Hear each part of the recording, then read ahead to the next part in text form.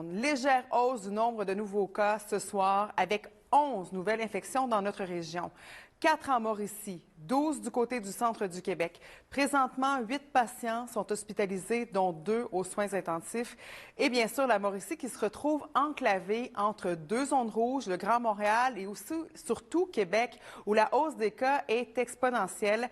Sébastien, les cas sont peut-être stables ici, mais la santé publique est loin d'être rassurée. Marc-Claude, on peut regarder à l'est, à l'ouest et se consoler de ce qui nous arrive, mais je peux vous dire qu'à la santé publique, on est très inquiet. La situation qui est fragile.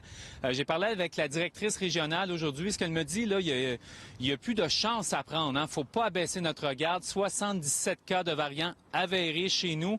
Ça mène à des mesures drastiques. À Saint-Tite, 1 cas, 80 personnes en isolement. On sait ce qui arrive du côté de Québec, une éclosion qui a mené à 120 cas avérés. La situation qui s'améliore dans nos hôpitaux. Il y avait des lits COVID qui sont maintenant occupés par des patients dits normaux. Mais à la veille du grand congé, la docteure Marie-Josée Gaudy qui avait un message clair à lancer. Bien, la maladie, elle a changé. Donc la maladie, au départ, on avait un variant, un virus qu'on connaissait peu, on a commencé à connaître, mais est venu les variants qui, eux aussi, ont leur partie d'inconnu, d'incertitude, mais la certitude qu'on a, c'est des virus qui sont très contagieux, qui se propagent assez rapidement. Le taux de reproduction est 2 à 3 fois plus important. Il y a beaucoup de personnes qui pensent que la crise, le pire est passé. Alors que le pire, peut-être que c'est ce qu'on vit et peut-être à venir. Oui, cette inquiétude, il y a des restaurateurs qui la ressentent, entre autres la microbrasserie Archibald où vous vous trouvez, qui a décidé vraiment de ne prendre aucune chance.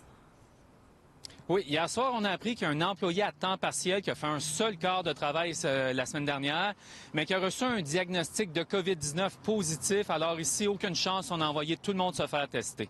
On peut écouter le propriétaire. Avec l'arrivée des nouveaux variants, on sait qu'il y a une contagion qui est plus grande. Donc, par souci de sécurité pour nos employés, on a pris la décision vraiment d'être proactif et de demander à nos employés d'aller se faire tester. On aurait pu continuer, d'ailleurs, c'est ce que les gens de la santé publique nous ont dit, on aurait pu continuer avec des employés qui n'ont eu aucun contact. Bon, je peux vous dire que dans les autres restaurants, on regarde ce qui se passe ailleurs, on retient notre souffle. Beaucoup d'inquiétudes. On vient de reprendre les activités, ça fait 3 semaines, c'est pas le temps de fermer. C'est évident qu'on est inquiet d'une nouvelle fermeture. Pour nous, ça signifie des pertes au niveau des barils de bière qui sont déjà ouverts. On est en train de former des employés, donc c'est dire à des nouveaux employés, désolé, c'est fermé. Donc... On respecte, puis on va passer au travers, vous allez voir. Écoutez, l'épée de Damoclès est sous la tête de tous les Québécois. On est craintif. On espère qu'on va demeurer dans l'orange et qu'on ne redeviendra pas dans le rouge, parce que ça fait assez longtemps, là.